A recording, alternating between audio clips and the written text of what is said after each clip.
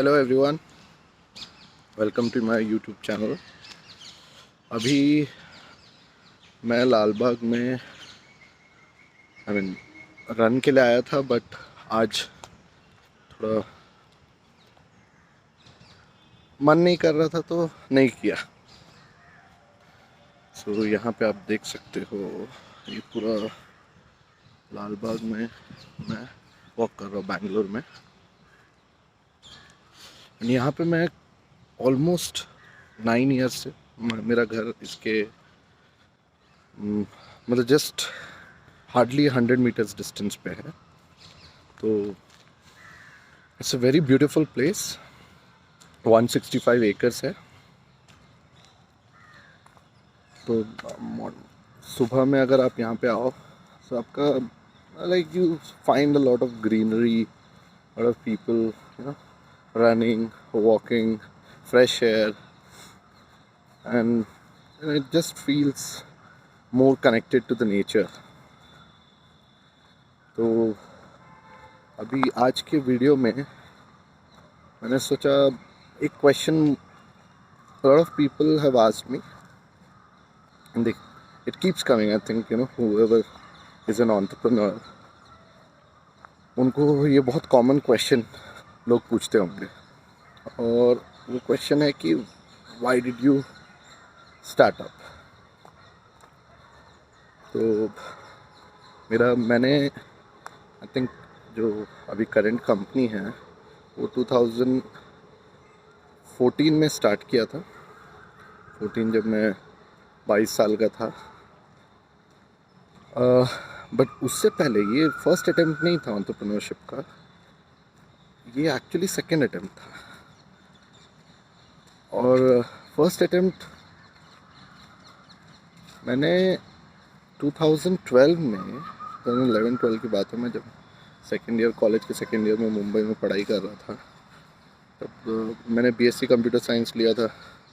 और BSc because मेरे 12th में 61% आए थे ना।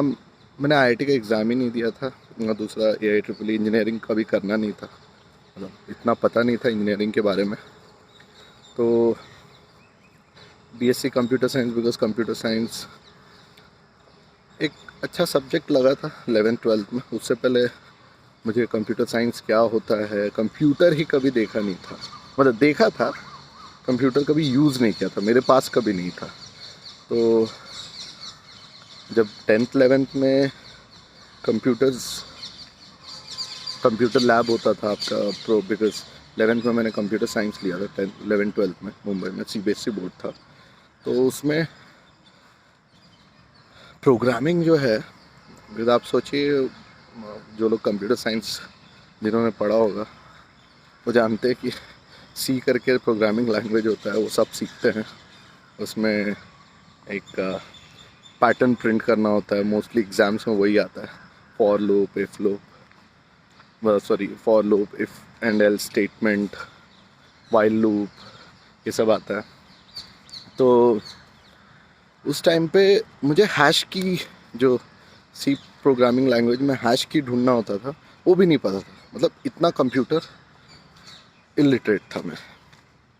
तो उसके बाद मैंने जब स्कूल में कंप्यूटर लैब जब होता था तब जाते थे, तब I use to enjoy programming. मतलब that 1 hour was like a sports period, मतलब गेम्स पीरियड जो होता वो उस टाइप का फीलिंग रहता था।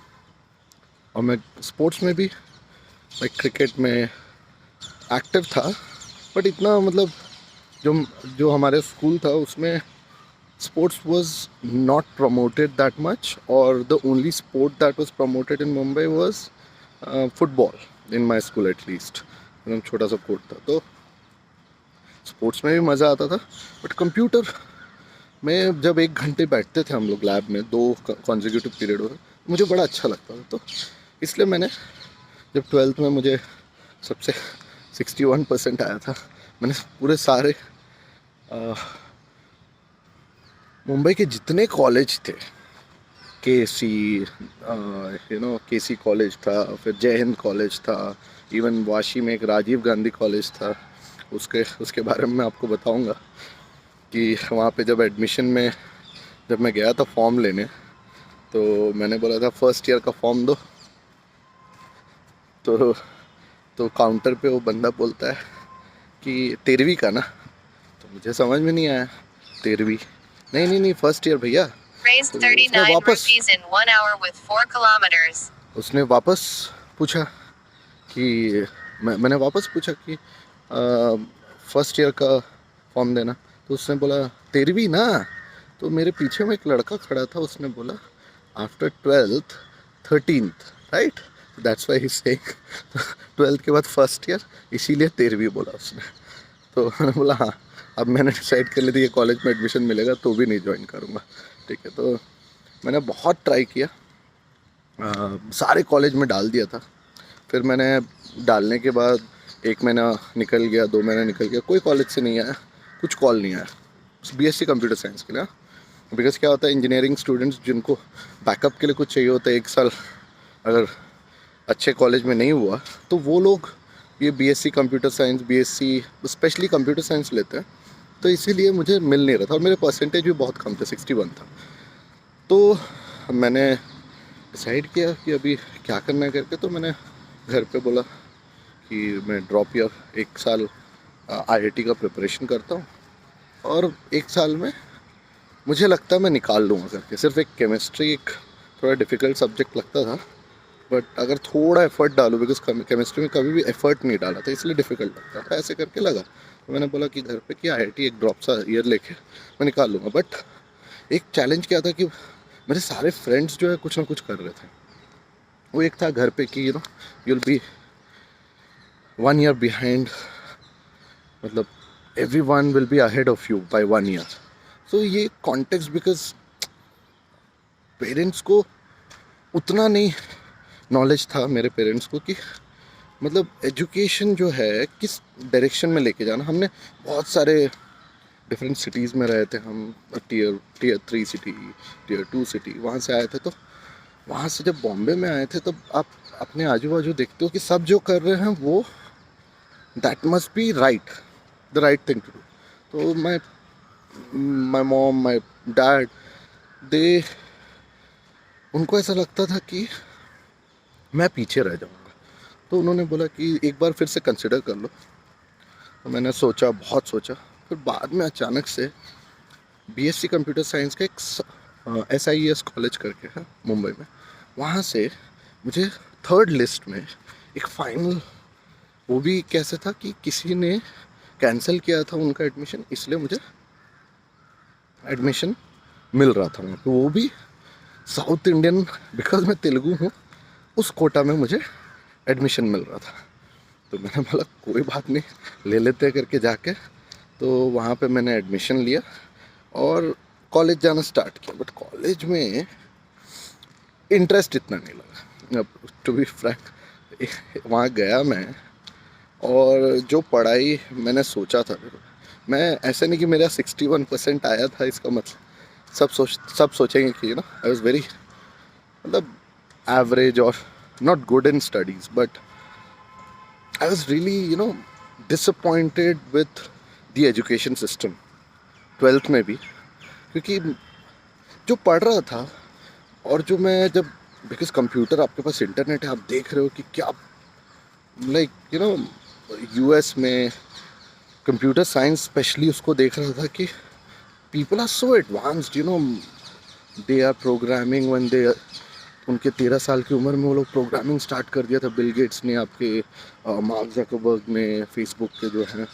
तो मैंने सोचा कि हम इतना पीछे क्यों हैं, जो हमारे पास इतना अपॉर्चुनिटी है, इंटरनेट आज है, अगर if we focus on self learning तो कुछ हो सकता। तो मैंने 12th में ही ये डिसाइड कर लिया था कि सेल्फ लर्निंग करना है करके। तो मैं बहुत सारे वीडियोस देखता था, बहुत इंटरनेट पे बहुत टाइम स्पेंड करता था, डिफरेंट चीज़, मतलब पूरा 12th जो है ना कंप्यूटर को एक्सप्लोर करता था, कंप्यूटर खोल के वापस जोड़ता था, बिकॉज मैंने पहली बार हाथ में कंप्यूटर आया था। तो ये कब की बात है, ये 2011 की बात है, 11-12 की बात है, नहीं आई थिंक 2009-10 की बात है, जब मुझे फर्स्ट कंप्यूटर मिला था। तो उसके बाद मैंने डिसाइड किया कि चलो कंप्यूटर साइंस एक फील्ड होगा, कॉलेज में पढ़ना स्टार्ट किया था. College was much more disappointing than the school. Seriously मुझे लगता था, मैं बीएससी कंप्यूटर साइंस ज्वाइन किया, मेरे दिमाग में था कि कार्नेगी मेलॉन यूनिवर्सिटी में जाके मैं पीएचडी इन कंप्यूटर साइंस करूँगा करके. ठीक है, अब आप कार्नेगी मेलॉन यूनिवर्सिटी जो होता है वर्ल्ड का सबसे best PhD in computer science जो डिग्री, मतलब पीएचडी बोला जाता है, डॉक्टरेट बोला जाता है, वो कार्नेगी मेलॉन यूनिवर्सिटी का होता है. तो मैंने डिसाइड किया था कि ऐसा करूँगा करके. देन जब क्लास में पढ़ रहे हैं, टीचर आके डीबीएमएस पढ़ा रही है, डेटाबेस मैनेजमेंट सिस्टम, और मैंने 11th-12th में पढ़ा हुआ था.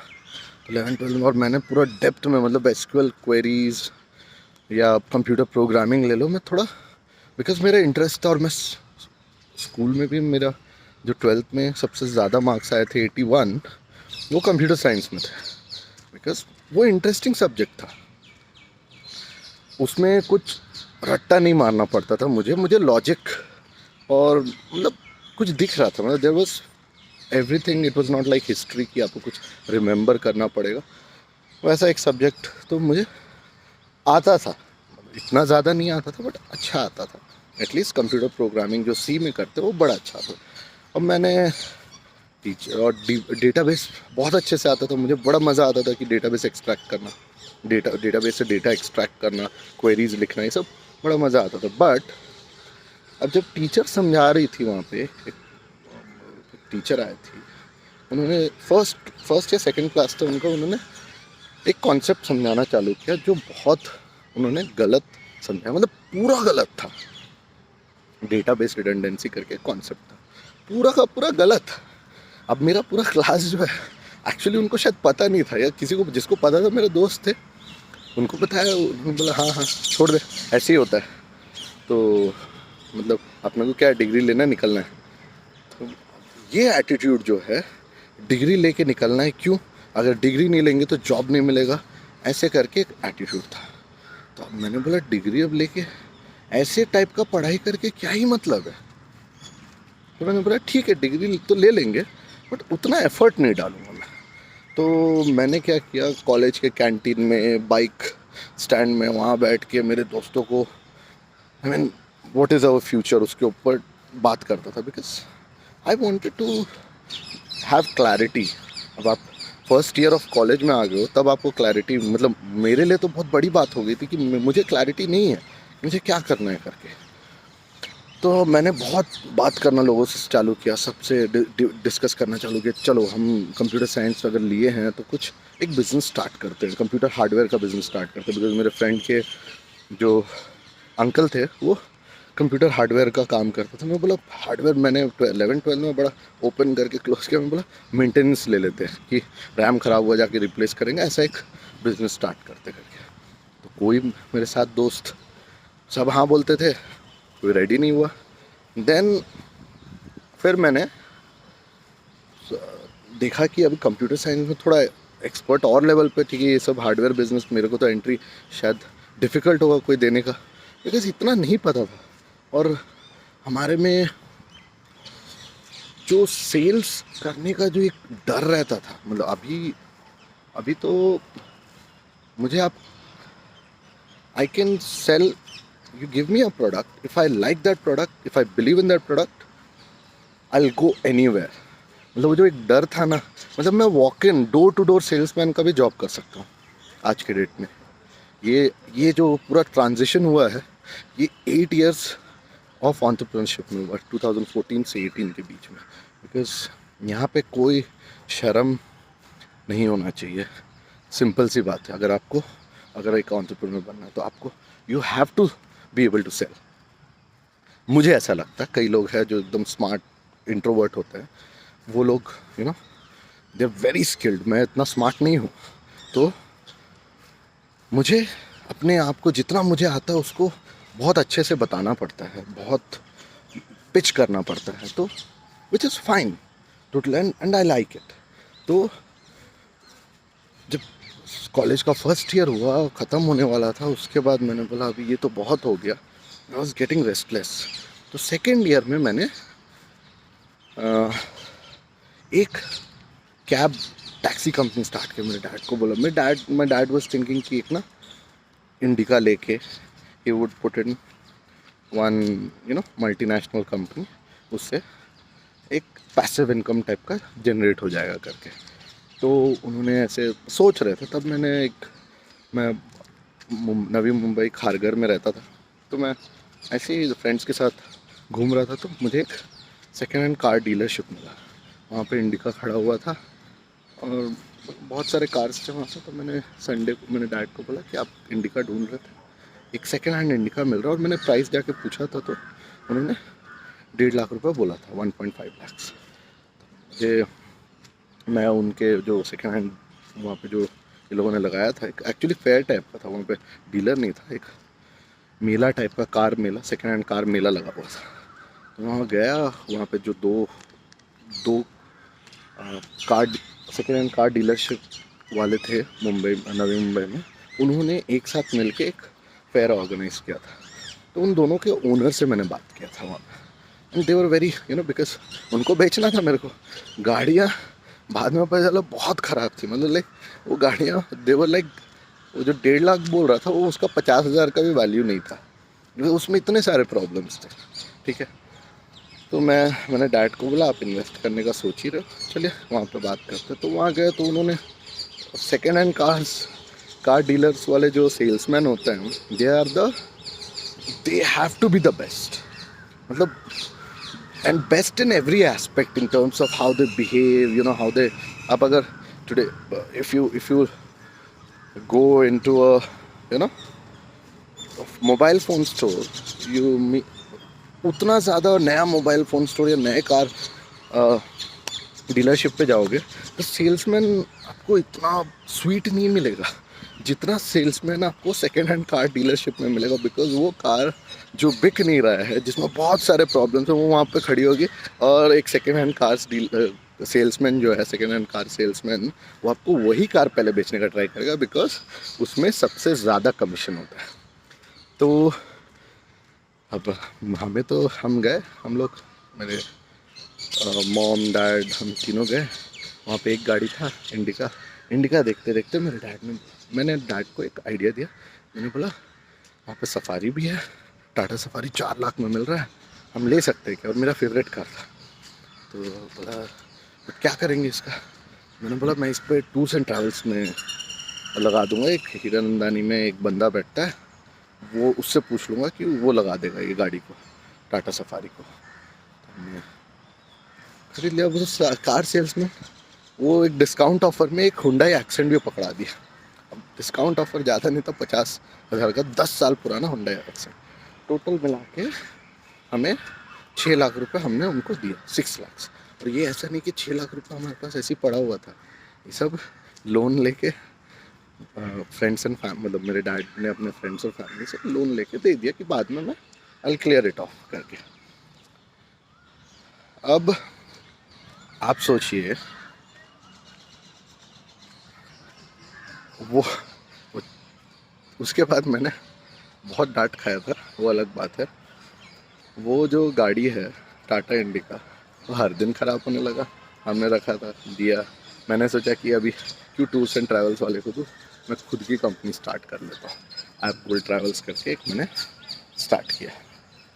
अब ऐप गोल्ड ट्रैवल्स कॉन्सेप्ट क्या था, मेरे दिमाग में बहुत दिन से एक चल रहा था कि, और इन मुंबई ना कूल कैब सर, तो अभी कॉन्सेप्ट ऐसा था कि ऑनलाइन बुकिंग करेंगे करके। बिकॉज वहाँ पे तभी इतना ऑनलाइन बुकिंग का नहीं था कि कैब जो है आप ऑनलाइन बुक कर लो। और मैं कंप्यूटर साइंस में था, मैंने बोला ये ऑनलाइन वाला बुकिंग का सिस्टम बनाते हैं। तो मैंने सर्च करना चालू किया और मैंने एक ऑनलाइन बुकिंग सिस्टम डाला। बट किसको पता था, मैं कंप्यूटर साइंस में सिर्फ प्रोग्रामिंग जानता था।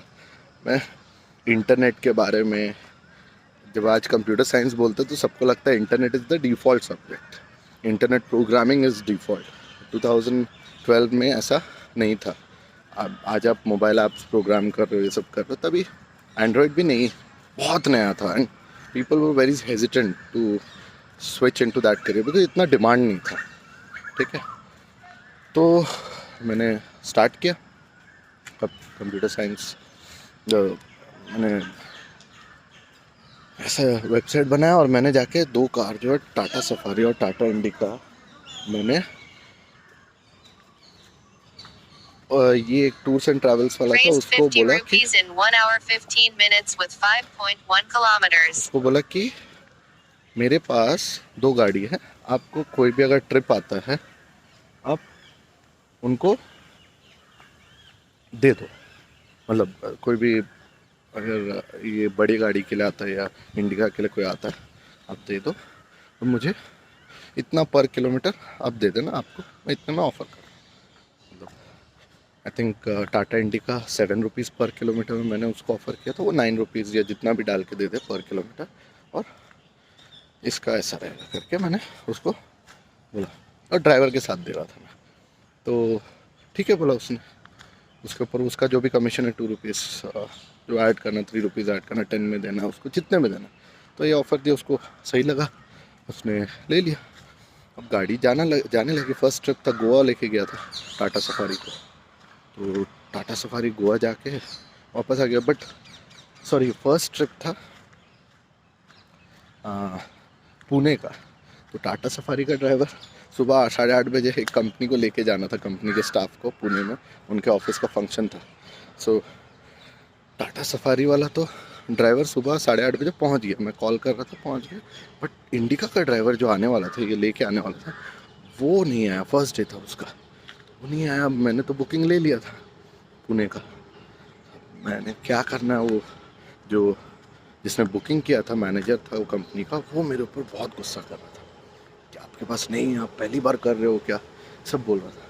मैंने बोला सर 10 मिनट रुके आ जाएगा करके, सब बोला। आधा घंटा हो गया नहीं आगे, उनको डिले हो गया, बहुत लेट हो गया। तो मैंने फिर डिसाइड किया, मैंने घर पे कॉल किया, मैंने बोला मैं डायरेक्टली मुंबई में सेंटा क्रूज करके एक जगह, वहाँ जा रहा हूँ एक इंस्टीट्यूट के को देखने के लिए। ऐसा करके मैंने झूठ बोल दिया और मैंने सीधा पुणे चला गया कार ड्राइव करके, उनको लेके इंडिका को ड्राइव करके। रास्ते में पूरा गाड़ी का हालत पता चला मुझे कि गाड़ी के टायर्स ख़राब है, गाड़ी का के रेडिएटर शायद उसने रिपेयर किया था, रेडिएटर ख़राब था। मतलब वो ट्रिप में मैं पुणे जो है, जो कि हमारे खारघर से नवी मुंबई से 2.5 आवर लगना था, वो हम सुबह 8 बजे निकले थे, आई थिंक दोपहर के 2 बजे पहुँचे थे। 6 घंटा लगा था। टाटा सफारी का टायर पंचर हो गया बीच रास्ते में। मैंने बहुत कुछ देखा उस वो ट्रिप में। फिर वापस लेके आया, बट फाइनली जब मैं वापस लेके आया, वो कस्टमर रात को 11 बजे पहुंचा था, वो कस्टमर ने मुझे थैंक यू बोला कि आपने इतना सारा प्रॉब्लम्स के बाद भी हमको लेके गए, हमको टाइम पे पहुंचाया और वापस छोड़ दिया सेफली। तो that was my first ever sale. तो वो भी ड्राइव करके गया था। तो ऐसे करके मैंने स्टार्ट किया था। अब जब मुझे ये दिखा कि आप कोई चीज़ पे, मुझे प्रॉफिट कितना हुआ था टोटल मिला के, कुछ तो 3,000 का प्रॉफिट हुआ था उस दिन में, बिकॉज ड्राइवर भी नहीं आया था, ड्राइवर को भी नहीं देना था, एक ड्राइवर नहीं आया था, तो 3,000 का प्रॉफिट हुआ था 2 कार से। सोचा कि अब ये अगर फोकस किया, रोज़ एक बुकिंग लेके आ गया, सो 90,000 पर मंथ, और चलो गाड़ी का मेंटेनेंस वगैरह निकाला, 50,000 पर मंथ आ गए। मेरे डैड तो सिर्फ 10,000 एक गाड़ी से निकालने का सोच रहे थे, और 2 गाड़ी से मैक्सिमम 20,000। अगर if I can make 50,000 a month, it's a good business model. And 6 lakh का इन्वेस्टमेंट था, 1 साल में इन्वेस्टमेंट वापस आ जाएगा, ऐसा सोचा। बट उसके बाद जो गाड़ी में प्रॉब्लम्स आना चालू हुए ना, लिटरली 4 महीने में मेरे डैड ने बोला, और मैंने उसमें बहुत अच्छा एक मॉडल भी डेवलप किया था, जिसमें एग्रीगेशन मॉडल जो आज ओला उबर है, उसका एक मैंने जस्ट डायल के थ्रू मैंने 50 कार्स को एग्रीगेट किया था, मुंबई लोकल कैब्स के। वो 4 मंथ्स में ही मैंने किया था। लोकल कैब्स जो पॉइंट टू पॉइंट जाते थे, जो आपका 10 किलोमीटर्स 12 किलोमीटर्स, वैसे टाइप के कैब्स को जिनको काम नहीं मिलता। मोस्टली जो कैब्स वाले हैं नया गाड़ी ख़रीद लेते हैं, उनको काम लेना नहीं आता। और मेरे पास, मैंने जस्ट डायल ये सब बहुत रिसर्च किया था कि कहाँ पे लोग जा रहे हैं, तो मुझे पता चला था कि जस्ट डायल मैं, बिकॉज मैं खुद कैब जो है जस्ट डायल से बुक करता था, कि उसमें उनका नंबर था 88888888, तो उस पर कॉल करके आप बोलो कैब्स चाहिए आपको, 5 लोग रीच आउट करेंगे, आप उसमें बेस्ट रेट लेके जा सकते हो। तो देखा कि मैं जस्ट डायल में सर्विसेज लिस्ट कर देता हूँ, ऐसे करके स्टार्ट किया। तो मेरे गाड़ियाँ तो नहीं जा पा रही थी, तो एक अपॉर्चुनिटी देखो, मेरी गाड़ियाँ जो ख़राब थी, तो मुझे उससे पता चला था कि ऐसे में मैंने कॉल करना जस्ट डायल में ले लिया। अब मुझे लीड्स आ रही हैं, 6 से 7 लीड्स डेली बेसिस पे आ रही है, और मेरा सब्सक्रिप्शन था 5000 पर मंथ का, जस्ट डायल को पे कर रहा था। पर डे 5 से 6 लीड्स आ रही है, and I knew what how much, कितना मैं देने से कन्वर्ट हो जाएगा। मेरी गाड़ियाँ भेज नहीं सकता हूँ, 2-3 महीने में पता चला था मुझे नहीं भेजना है, बिकॉज इतने प्रॉब्लम्स है, उसको रिपेयर कराना बहुत एक्सपेंसिव पड़ रहा है। मेरे डैड को कुछ भी पूछता तो मेरे को बंद कर देने बोलता। तो मैंने इसलिए क्या किया, मैंने एग्रीगेशन मॉडल, मैंने जस्ट डायल में ही कॉल करके मैंने कैब वालों को बोला कि मैं आपको इतना दूंगा, मेरे पास एक कस्टमर है, आपको चाहिए। तो मैं 1000 में कन्वर्ट करता था, कस्टमर को 1000 रुपये लूँगा करके, और मैं उसको कैब वाले को सामने में 800 रुपीज़ में फॉर 8 आवर्स 80 किलोमीटर्स इंडिका को दे देता था, इंडिका का। तो ऐसे करके मेरा एक नेटवर्क बन गया था, 50 से ऊपर था। उन सब कैब ड्राइवर को मैंने एक बार बुलाया खारघर में, मैंने बोला मैं बड़े लार्ज स्केल में स्टार्ट करूँगा, और बिकॉज जस्ट डायल का तो सिर्फ 5000 का प्लान था। मैंने सोचा बड़ा प्लान लेते हैं, लाइक 6 lakhs पर ईयर का प्लान लेते हैं, 50,000, उससे मेरे पास इनफ लीड होंगे एवरीडे बेसिस पे इनको देने के लिए।